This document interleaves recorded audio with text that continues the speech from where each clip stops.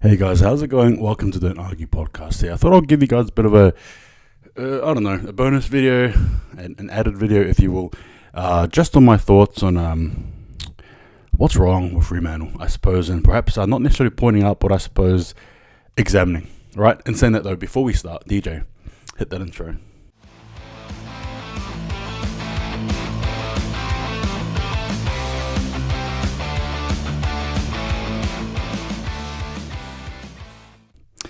Alright guys, hope you guys are well. Thank you again for tuning in. If you're new, don't forget to like, share and subscribe to the Don't Argue podcast.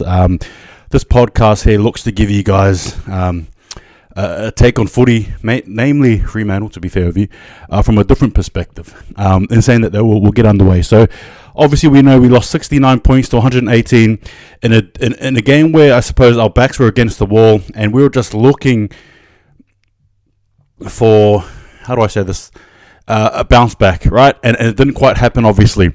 Now, in the game, look, I'm not going to talk about the game too deeply, but in the game, it was just clear to me that Fremantle were outskilled, outmatched, blah, blah, blah. Now, what really got me going, I suppose, was the fact that Fremantle just couldn't take our eyes off Lob. We were all in love with this man. Every single move he virtually did had a Freo player shoving him, pushing him, grabbing his collar, giving him unneeded attention, when our attention should have been on the game itself. And I suppose for me, I question the professionalism of some of the players in our team. That's right, I question their professionalism. And in a team, right, whether you like him or her or not, the captain is always going to be the first point of contact with any team, right? Any team, sport.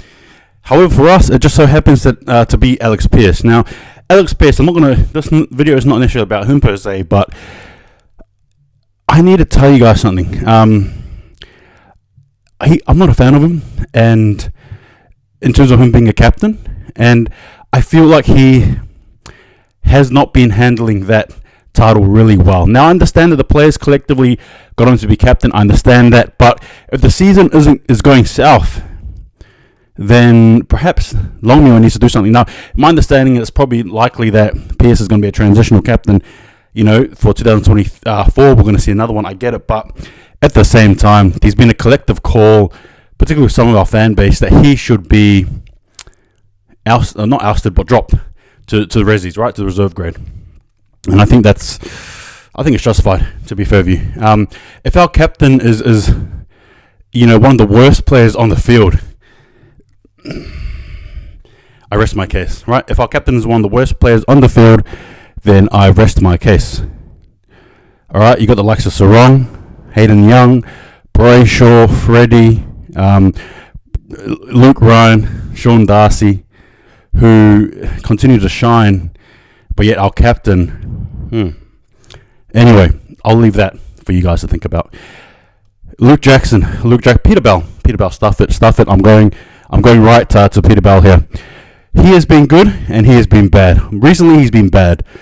The reason why I say that is obviously the player recruitment retention. Letting go of Logue, Akers, it was memeable in the sense that we all had a laugh, we all had our thoughts and blah, blah, blah. But the reality is, oh, how do we miss him? Oh, how do we miss him? Sorely needed, yet not in the team. Another thing as well I want to bring to attention is, and I don't like saying this, but I will, Longmore. Now, there's been a call for, a lot of us have been calling for Longmore to be gone. I am not necessarily in favor of it. In the heat of emotion, in the heat of the battle, I'll probably be the first one to say bring on Bob Murphy, right? I think I would be. But if you sit back, you relax, you take a breather, right? You do that. I don't think Longmore is that bad of a coach. Now, he might be in the sense of selection, and I could be probably talking absolute rubbish here, and you might be sitting there disagreeing. But if he got us in 2022 to go there, right? And statistically, if you see the stats, we're actually not doing too bad. Granted, some things aren't great, but you know what? We're not actually by any means the worst team statistically. We just can't string things together in the forward line. So obviously there is a disconnect. Either that or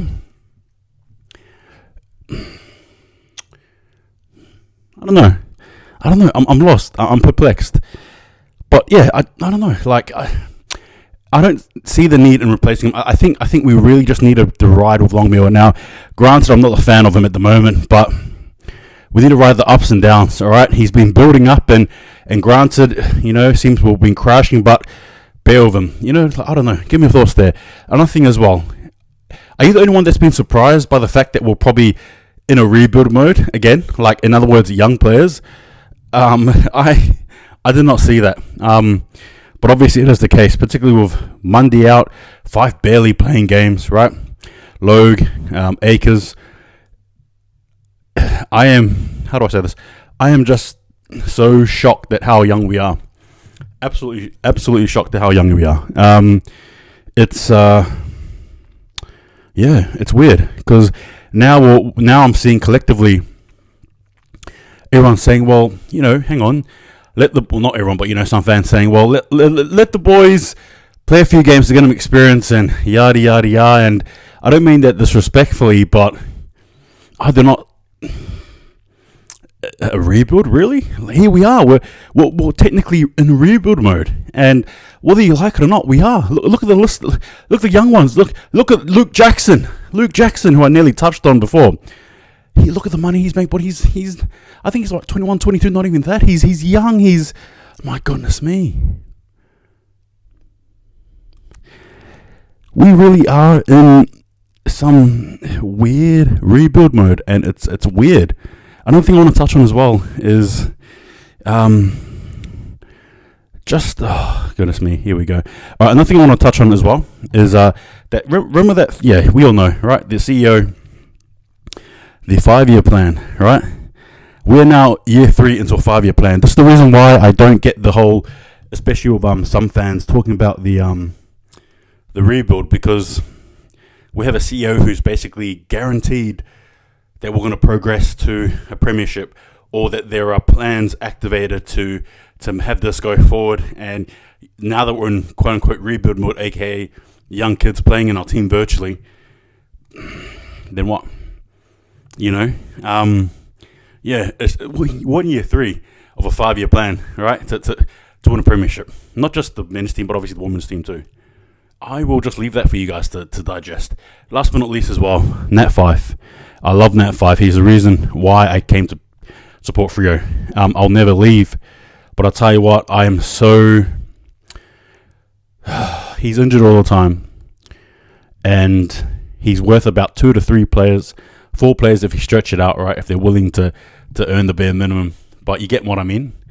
Like, we could use a player, right, who's fit and playing consistently, because, yeah, we're not using Fife. And as much as I absolutely love him and adore him, there's no use having someone of his caliber out getting injured. I know it's not his fault. I'm not saying it is, but you get what I mean. Like, just at face value, it's not great, is it? Not at all. But yeah, those are the questions I pose. Look, do I believe the season's over? No, not yet. I am a ranter in the sense that I'm very passionate about Freooooo. I love this team to bits. And yes, when things don't go away, I'm the first one to absolutely rant like an idiot. But in all honesty, Hayden Young, there was an article, I think it was yesterday, come out, and Hayden Young, just to paraphrase, basically just, it's not over yet. It's not over yet. And I believe that is the case. Granted, there's a lot of things happening, but I think the DNA is still there. You can still see it, but we just need to build it and what do you call it? Build and climb and progress off it, right? For lack of a better sentence or statement, goodness me. But yeah, those are my thoughts there. I understand your frustrations, believe you me. I wore my scarf and stuff on game day on Friday, all day virtually, and how embarrassing to have that scoreline, especially when you're telling others, Freooooo are going to win and blah, blah, blah. Anyway, it is what it is. Give me your thoughts, right? Anyway, take it easy. See you guys next time, and just remember, don't argue.